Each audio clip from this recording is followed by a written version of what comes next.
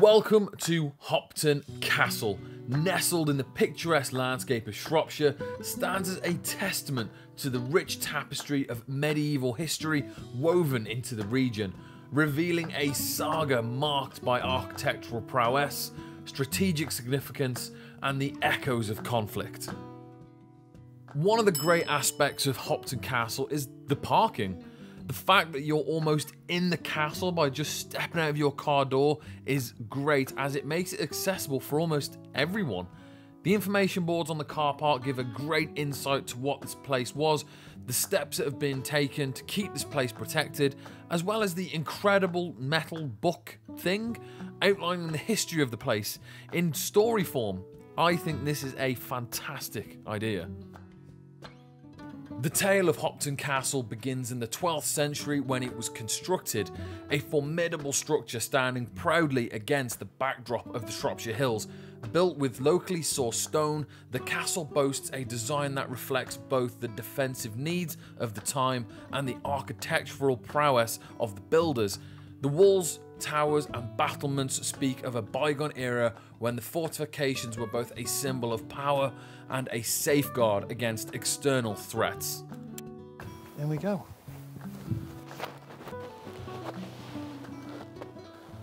You see there's been a few repairs on the arches, trying to preserve it best they can.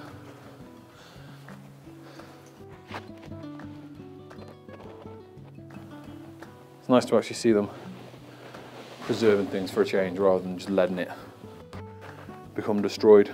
Donations, because why not? Help the cause. And it's just big open courtyard. I wouldn't even consider it a courtyard, to be fair, it's just an open area. Looks like an old fireplace as well. That would have been the flue.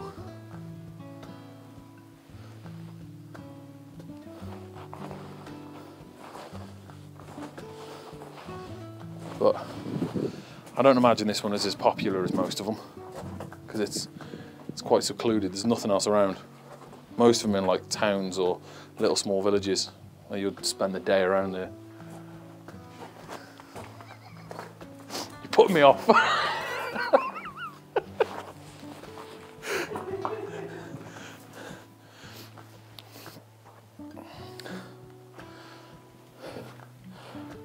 But yeah, there's not actually that much in these, to be honest, in this one. It's only small. But this is the only one I've ever seen, other than the ones that are owned by the National Trust, that have actually got preservations for them.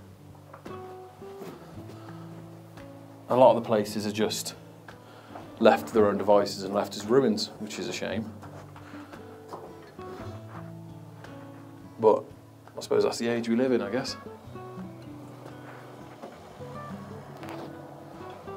I suppose the locals will probably come here and see it. Other than that, not much in the way of visitors. And you can see there's another floor as well. But we can't get to it because there's a sign that says do not climb. Plenty of signage. And then double pooper. Lovely. What a marvellous idea. So while you're crimping off a chimp's finger, you can do it together with your partner. All of the structure of the higher roofs or ceilings are all the same. And that looks reasonably new as well. So they've kept some of it, but not all of it. A lot of the architecture is, I don't imagine it is its original state, which is a shame, but I suppose there's not much you can do. Having the donations and being able to give donations is a great idea.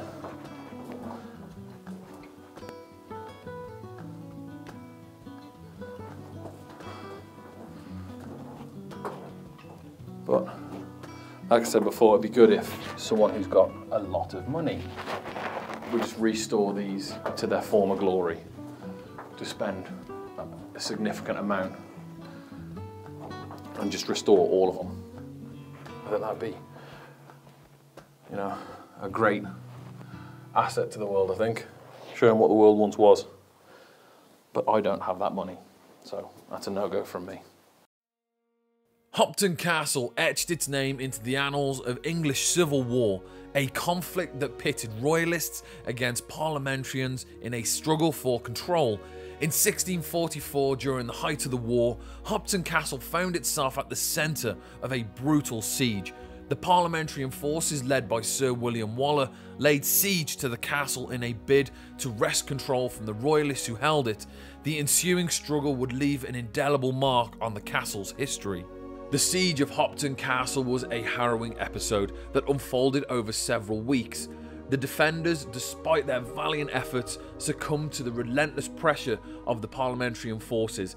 The aftermath of the siege was marked by tragedy, as the defeated royalists faced brutal reprisals.